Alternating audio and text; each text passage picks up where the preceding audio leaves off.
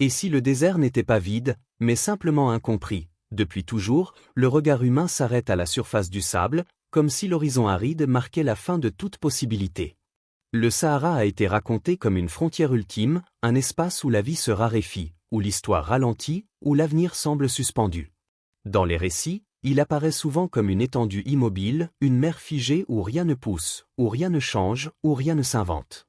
Cette vision a façonné l'imaginaire collectif, au point de transformer le désert en symbole de manque, de vide, de fatalité.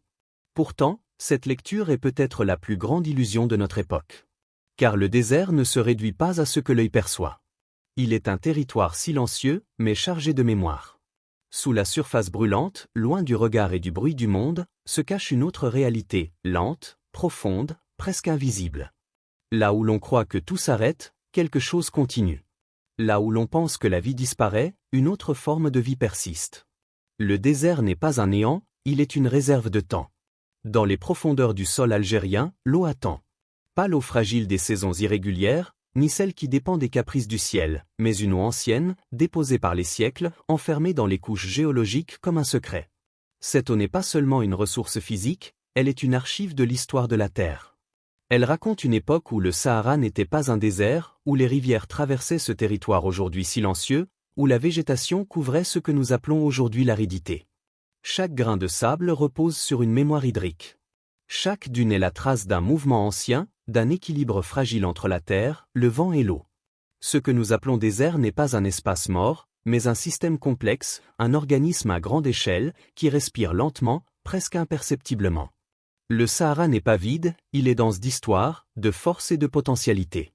Alors une question surgit, presque dérangeante. Et si le désert n'était pas un problème à contourner, mais une promesse à révéler? Et si ce territoire que l'on croyait condamné à l'immobilité était en réalité un espace d'avenir? Et si la véritable erreur n'avait jamais été le manque de ressources, mais le manque de regard? Car l'Algérie n'a peut-être jamais été pauvre en richesse. Elle a été pauvre en projets capables de dialoguer avec sa propre géographie. Pendant longtemps, la nation s'est tournée vers ce qui était visible, exploitable, immédiatement rentable. Elle a regardé vers le pétrole, vers le gaz, vers les ressources qui promettaient des gains rapides et mesurables. Pendant ce temps, le désert restait là, immense, silencieux, patient, comme un livre fermé dont personne ne prenait le temps de tourner les pages. Mais que se passerait-il si l'on acceptait enfin de lire ce livre? Si l'on cessait de considérer le Sahara comme un fardeau et qu'on le regardait comme un partenaire? Si l'on comprenait que la terre ne se contente pas d'être exploitée, mais qu'elle demande à être comprise? Le désert n'est pas seulement un espace géographique. Il est une question posée à la conscience d'un peuple. Il oblige à repenser la relation entre l'homme et la terre, entre la nation et son territoire, entre le présent et le temps long. Il invite à une autre forme de rationalité, plus lente, plus profonde, moins soumise à l'urgence des marchés et au cycle politique. Peut-être que l'illusion du désert ne vient pas de la terre elle-même, mais du regard que nous portons sur elle. Peut-être que le Sahara n'a jamais été un vide, mais un miroir. Un miroir dans lequel une nation peut voir ses limites, mais aussi ses possibilités infinies. Et si le désert est un miroir, alors la véritable question n'est plus ce qu'il manque à cette terre, mais ce que nous sommes prêts à y voir. Depuis l'indépendance, l'économie algérienne s'est construite autour d'une certitude presque sacrée. Le pétrole et le gaz sont les fondations de la souveraineté nationale. Cette idée a longtemps semblé évidente. Elle a permis à l'État de financer son développement, d'affirmer son autonomie face aux puissances étrangères, de bâtir des infrastructures, d'assurer une stabilité sociale relative. Les hydrocarbures sont devenus plus qu'une ressource, ils ont façonné une vision du monde, une manière de penser la puissance, une définition de la richesse. Mais toute certitude porte en elle une fragilité. Car lorsqu'une nation fonde son équilibre sur une seule source de richesse, elle accepte implicitement de dépendre de forces qu'elle ne contrôle pas entièrement. Le prix du baril ne se décide pas à Alger. Les cycles économiques mondiaux ne tiennent pas compte des besoins d'un peuple. Les stratégies énergétiques des grandes puissances se redessinent sans consulter les pays producteurs. Ainsi, derrière l'apparente souveraineté offerte par les hydrocarbures, se cachait une vulnérabilité structurelle.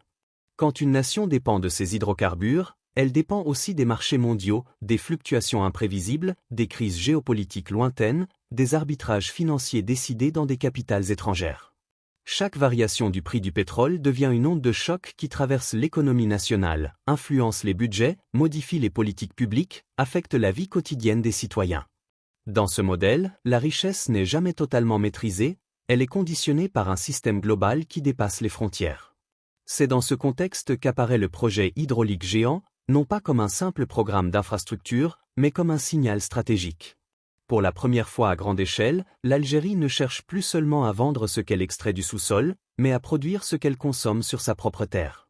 Ce changement de logique est radical. Il ne s'agit plus d'exporter une matière brute pour importer des produits finis, mais de transformer le territoire en espace productif autonome. Acheminer l'eau du Sahara vers les zones agricoles, connecter les nappes fossiles aux plaines fertiles, sécuriser l'irrigation à l'échelle nationale, ces actions dessinent une nouvelle cartographie du pouvoir. L'eau devient un vecteur de transformation économique. Là où l'agriculture dépendait autrefois des pluies irrégulières et des infrastructures limitées, elle commence à s'inscrire dans une vision planifiée, durable, stratégique. Le désert cesse d'être une périphérie pour devenir un centre potentiel de production. Ce mouvement dépasse largement la technique. Il touche à la manière dont une nation se pense elle-même. Transformer l'eau en levier de souveraineté, c'est remettre en question un modèle économique hérité de l'histoire coloniale et postcoloniale. C'est affirmer que la richesse d'un pays ne se limite pas à ce qu'il exporte, mais à ce qu'il est capable de produire pour nourrir sa population, stabiliser son territoire et sécuriser son avenir. Celui qui contrôle son eau contrôle son alimentation. Celui qui contrôle son alimentation contrôle son destin. Cette logique, simple en apparence, bouleverse les équilibres traditionnels. Une nation capable de nourrir son peuple sans dépendre massivement des importations acquiert une autonomie réelle, tangible, quotidienne. Elle réduit son exposition aux crises internationales, renforce sa cohésion interne et modifie la nature de ses relations avec l'extérieur. Mais derrière cette ambition se cache une interrogation plus profonde. L'Algérie est-elle prête à devenir autre chose qu'un pays d'hydrocarbures ? Est-elle prête à redéfinir son identité économique, à déplacer le centre de gravité de sa puissance, à accepter que la souveraineté ne se mesure plus uniquement en barils, mais en hectares cultivés, en infrastructures hydrauliques, en savoir-faire technologique et agricole? Cette transition n'est pas seulement économique, elle est culturelle, politique, mentale. Elle exige de repenser les priorités, les imaginaires, les modèles de réussite. Car abandonner la dépendance aux hydrocarbures ne signifie pas renoncer à une richesse, mais accepter une transformation. Une transformation qui oblige à affronter une vérité inconfortable. La souveraineté réelle ne se décrète pas, elle se construit patiemment, goutte après goutte, dans la maîtrise de la terre et de l'eau. Dans les laboratoires, les chiffres remplacent les discours. Là où autrefois dominaient les slogans et les promesses, ce sont désormais des modèles mathématiques, des courbes, des simulations et des projections qui dictent les décisions. Les cartes hydrogéologiques dévoilent progressivement ce que l'œil humain ne peut percevoir. Des réservoirs souterrains immenses, des nappes fossiles accumulées sur des millénaires, des réseaux d'eau invisibles qui traversent le Sahara comme un système sanguin silencieux. Chaque donnée collectée transforme le désert en un espace lisible, presque cartographiable, où le hasard recule au profit de la connaissance. Les ingénieurs ne parlent plus seulement de sable et de chaleur, mais de pression, de profondeur, de débit, de durée de vie des nappes. Ils calculent combien de temps une ressource peut être exploitée sans être détruite, combien de kilomètres de conduite sont nécessaires pour relier le sud au nord, combien d'hectares peuvent être irrigués sans compromettre l'équilibre hydrique. Le désert cesse d'être une abstraction. Il devient un problème concret, mesurable, transformable. Au cœur du Sahara, des stations de pompage surgissent là où il n'y avait que l'horizon. Leur présence modifie le paysage, mais surtout la signification du territoire. Des pipelines d'eau traversent des centaines de kilomètres, reliant des zones autrefois isolées à des centres agricoles et urbains. L'eau circule désormais comme une infrastructure stratégique, au même titre que l'électricité ou le gaz. Elle n'est plus seulement un don de la nature, mais un flux organisé, régulé, contrôlé. Les systèmes d'irrigation intelligents modifient la logique agricole. L'eau n'est plus distribuée de manière uniforme ou approximative, elle est ajustée en fonction des besoins précis de chaque parcelle. Les algorithmes analysent la température, l'humidité, la nature du sol, la croissance des cultures.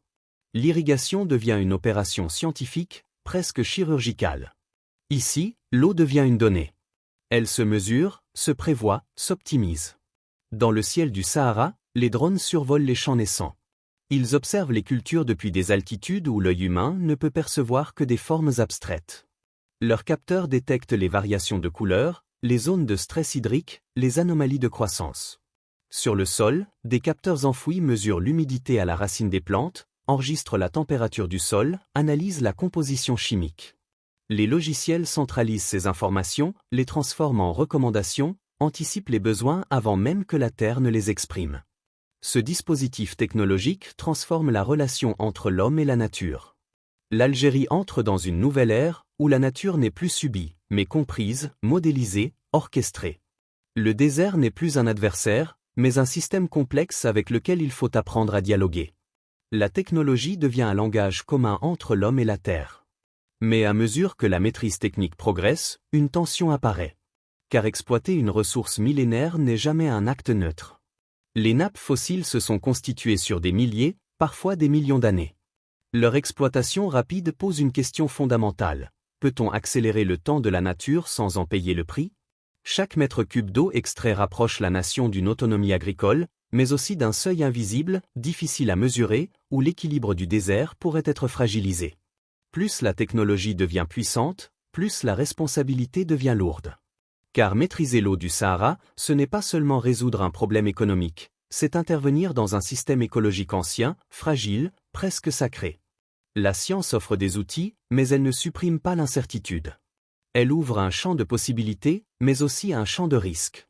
Ainsi, derrière les pipelines, les capteurs et les algorithmes, une question silencieuse traverse le projet. Jusqu'où peut-on aller dans la conquête technique sans transformer le désert en une simple machine à produire? Et si la véritable épreuve de l'Algérie n'était pas de trouver l'eau, mais d'apprendre à la maîtriser sans perdre le sens du temps long que le désert incarne? Dans le sud, quelque chose change. Ce changement ne s'annonce pas par de grands discours ni par des slogans spectaculaires. Il se manifeste d'abord par des signes presque imperceptibles, des routes qui se prolongent au-delà des limites habituelles, des silhouettes humaines qui ne quittent plus le désert, des machines qui travaillent là où autrefois il n'y avait que le vent. Le Sahara, longtemps perçu comme un espace de départ, devient progressivement un espace de retour. Là où les villages se vidaient, des exploitations agricoles apparaissent. Les maisons abandonnées ne sont plus seulement des ruines, elles deviennent les points de départ de nouveaux projets. Là où les jeunes partaient vers le nord, vers les villes côtières, vers l'Europe ou vers d'autres horizons, certains choisissent désormais de rester. Ce choix n'est pas un acte de résignation, mais une décision consciente, presque politique. Rester dans le désert, aujourd'hui, n'est plus synonyme d'échec. C'est une manière de parier sur l'avenir. Ces jeunes ne parlent pas de survie, ils parlent de projet. Leur langage a changé. Ils évoquent les cycles de production, les rendements, les innovations techniques, les marchés locaux et régionaux. Mais derrière ces mots techniques, il y a autre chose, le désir de donner un sens nouveau à leur territoire. Ils ne regardent plus le Sahara comme un obstacle, mais comme un territoire à inventer. Pour eux, le désert n'est pas un héritage figé, mais une page blanche. Un agriculteur raconte son quotidien. Il parle de rendement, de semences adaptées au climat aride, de systèmes d'irrigation optimisés. Mais dans sa voix, on entend une fierté profonde, presque inattendue. La fierté de cultiver là où personne n'osait imaginer une récolte. Pour lui, chaque champ qui apparaît dans le désert est une victoire symbolique. Chaque récolte est une réponse à ceux qui pensaient que le Sahara était condamné à l'inutilité. Son travail n'est pas seulement économique, il est existentiel. À quelques kilomètres de là, une ingénieure supervise l'installation de capteurs d'irrigation. Elle parle de données, d'algorithmes, de précision scientifique. Mais son regard raconte une histoire plus large. Celle d'une génération qui refuse l'héritage de la dépendance.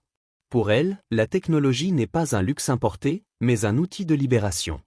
Elle voit dans chaque capteur, dans chaque drone, dans chaque logiciel, un moyen de réduire la distance entre le désert et le progrès, entre la périphérie et le centre. Ces trajectoires individuelles dessinent une transformation collective. Ce ne sont plus seulement des champs qui poussent dans le désert. Ce sont des identités nouvelles qui émergent. L'agriculteur du Sahara n'est plus un survivant, mais un entrepreneur. L'ingénieur du désert n'est plus un technicien isolé, mais un acteur stratégique. Le jeune qui reste n'est plus celui qui n'a pas pu partir, mais celui qui a choisi de construire. Dans cette dynamique, le désert cesse d'être un lieu de marginalité. Il devient un espace de dignité retrouvée.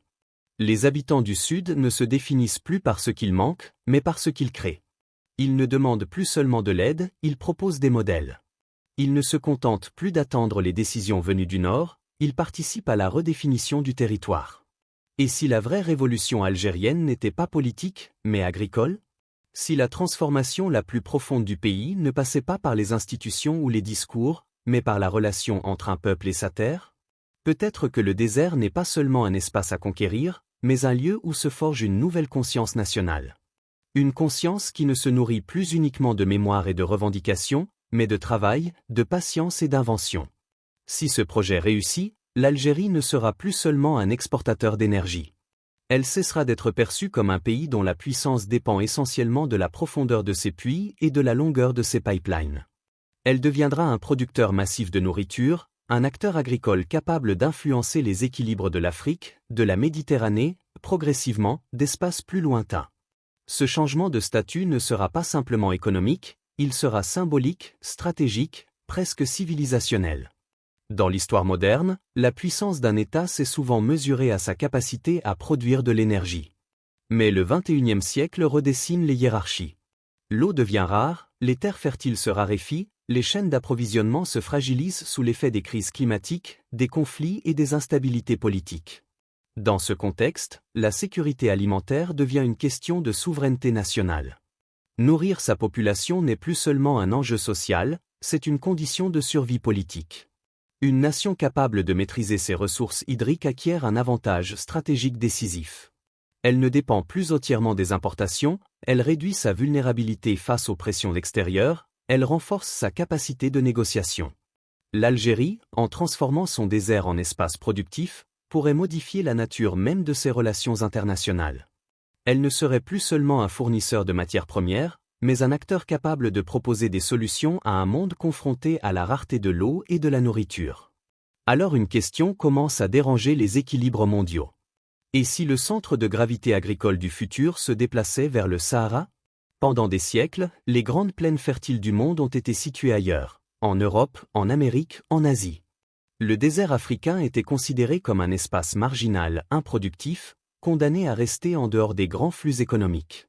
Mais si la technologie, l'ingénierie hydraulique et la volonté politique parviennent à transformer cette géographie, alors la carte du pouvoir agricole pourrait être redessinée. Si le désert algérien devenait non pas une périphérie, mais un cœur économique, les conséquences seraient profondes. L'Algérie pourrait devenir un pôle d'attraction pour les investissements agricoles, un centre de recherche sur l'agriculture en milieu aride, un partenaire incontournable pour les pays africains confrontés à la désertification. Elle pourrait proposer des modèles de production adaptés aux climats extrêmes, exporter non seulement des produits agricoles, mais aussi des savoir-faire, des technologies, des stratégies de gestion de l'eau. Dans ce scénario, les grandes puissances ne regarderaient plus l'Algérie uniquement comme un fournisseur de gaz ou de pétrole, mais comme un laboratoire de transformation territoriale. Elles observeraient avec attention la manière dont un pays a réussi à convertir un espace considéré comme hostile en un levier de puissance. Cette transformation changerait la perception internationale de l'Algérie. Elle ne serait plus un acteur périphérique dans l'économie mondiale, mais un point de référence dans la réflexion globale sur l'avenir de l'agriculture et de l'eau. Mais cette perspective soulève aussi des enjeux géopolitiques complexes. Si l'Algérie devient un acteur agricole majeur, elle devra gérer de nouvelles formes de pression, économiques, diplomatiques, technologiques. Les ressources hydriques, devenues stratégiques, attireront l'attention, susciteront des convoitises, provoqueront des rivalités. La maîtrise de l'eau ne sera pas seulement un avantage, mais une responsabilité. Car plus une ressource est rare, plus elle devient un enjeu de pouvoir. Ainsi, le projet hydraulique algérien dépasse largement les frontières nationales. Il interroge l'avenir des équilibres mondiaux. Il pose une question fondamentale. Dans un monde où l'énergie n'est plus le seul facteur de puissance, qui contrôlera l'eau et la nourriture? Et si l'Algérie était en train de se positionner non pas comme un simple acteur régional, mais comme l'un des espaces où se joue une partie essentielle du futur géopolitique de la planète? Le projet hydraulique géant n'est pas seulement un chantier. Il n'est pas qu'une succession de machines, de conduites, de stations de pompage et de chiffres inscrits dans des rapports techniques. Il est une interrogation silencieuse, mais insistante, adressée à tout un peuple. Une question qui ne se pose pas seulement aux décideurs, aux ingénieurs ou aux responsables politiques, mais à chaque citoyen, à chaque conscience, à chaque regard posé sur la Terre. Si l'Algérie possède l'eau, la technologie, la jeunesse et le territoire, alors qu'est-ce qui manque encore pour transformer cette potentialité en réalité durable? Les ressources sont là, visibles ou enfouies, tangibles ou latentes. Les compétences existent, formées dans les universités, forgées sur le terrain, nourries par l'expérience et par le désir de changement. La jeunesse est présente, nombreuse, parfois impatiente, souvent lucide, toujours capable d'inventer d'autres chemins. Le territoire est immense, divers, riche de contrastes, porteur d'une histoire géologique et humaine unique. Alors pourquoi l'avenir semble-t-il encore incertain? Est-ce la vision qui manque, cette capacité à regarder au-delà de l'urgence, à penser le temps long, à imaginer un destin collectif qui dépasse les cycles politiques et les calculs immédiats? Est-ce la discipline, cette rigueur nécessaire pour transformer les projets en réalité, pour maintenir une cohérence entre les ambitions et les actions, pour éviter que les grandes idées ne se dissolvent dans la routine et la désorganisation? Est-ce la conscience collective, cette faculté d'un peuple à se reconnaître dans un projet commun, à dépasser les divisions, à accepter que la transformation d'un pays exige un effort partagé et une patience collective? Ou peut-être manque-t-il quelque chose de plus simple, mais de plus difficile à atteindre, le courage de croire. Croire que le désert peut devenir une civilisation. Croire que ce qui a été considéré pendant des siècles comme un espace marginal peut devenir le cœur d'un projet national. Croire que la relation entre l'homme et la terre peut être réinventée, que le Sahara peut cesser d'être un symbole de limite pour devenir un symbole de possibilité. Le désert n'est pas seulement un espace physique. Il est un test. Il mesure la capacité d'une nation à se projeter dans l'avenir sans renier son passé, à utiliser la technologie sans perdre le sens du temps long, à exploiter les ressources sans détruire les équilibres invisibles qui rendent la vie possible. Il oblige à une réflexion plus profonde sur la notion de progrès. Le progrès n'est-il qu'une accumulation de techniques, ou bien une manière plus harmonieuse d'habiter la Terre? Peut-être que la vraie question n'est pas ce que l'Algérie va devenir. Peut-être qu'elle ne réside pas dans les prévisions économiques, les plans stratégiques ou les discours officiels. Peut-être qu'elle se trouve ailleurs, dans le rapport intime entre chaque individu et son territoire, dans la manière dont chacun perçoit la terre qui l'entoure, dans la responsabilité que chacun accepte ou refuse d'assumer face à l'avenir. Car lorsque la terre cesse d'être une limite et devient une promesse, elle transforme la manière de penser l'identité, la souveraineté et le destin. Elle oblige à se demander non plus ce que l'État doit faire, mais ce que chaque Algérien est prêt à construire. Non plus ce que le pays doit attendre, mais ce qu'il est capable d'inventer.